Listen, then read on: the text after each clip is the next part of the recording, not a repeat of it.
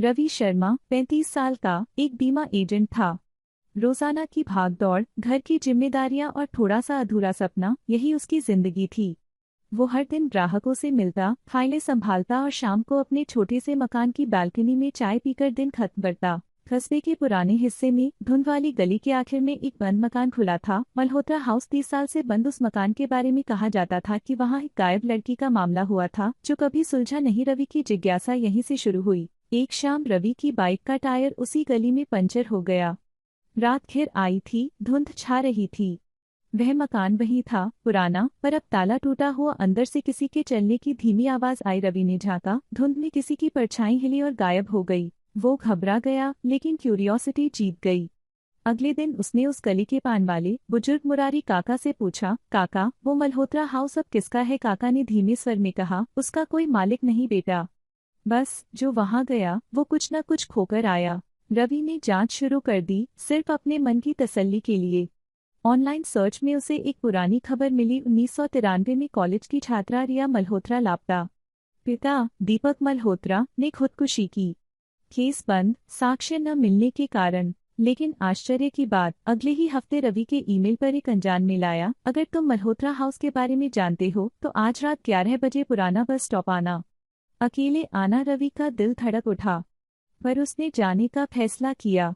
रात 11 बजे bus stop सुनसान था। अचानक पीछे से आवाज आई, तुम्हें नहीं पता तुम किसमें पड़े हो? रवि पलटा। एक लड़की खड़ी थी, हुडी पहने, चेहरा आधा छिपा। कौन हो तुम जिसे तुम ढूंढ रहे हो? रिया मल्होत्रा की बहन। उसने बताया कि उनके पिता की मौत आत्महत्या नहीं थी, वो मर्डर था। रिया गायब नहीं हुई थी, उसे किसी ने छिपा दिया था। वो किसी कमलजीत सिंह नाम के आदमी का जिक्र करती है जो कभी पुलिस में था। लेकिन जैसे ही रवि और सवाल पूछने बढ़ा, एक कार वहां आकर रुकी। लड़की घबराई, वो लोग आ गए और धुंध में गायब हो गई।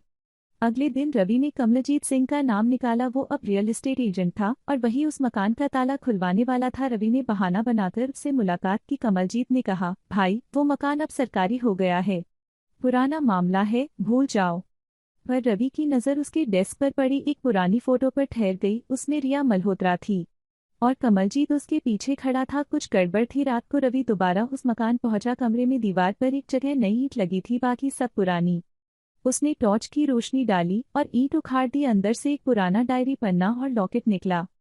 डायरी में लिखा था, अगर मुझे कुछ हुआ तो कमलजीत जिम्मेदार होगा।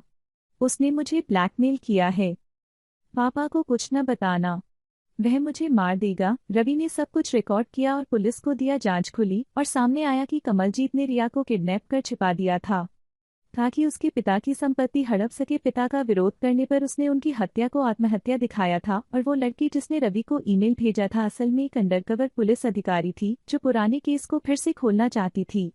रवि का इस्तेमाल उसने इसलिए किया क्योंकि आम लोगों की पहुंच वहां तक हो सकती थी जहां पुलिस नहीं जा सकती।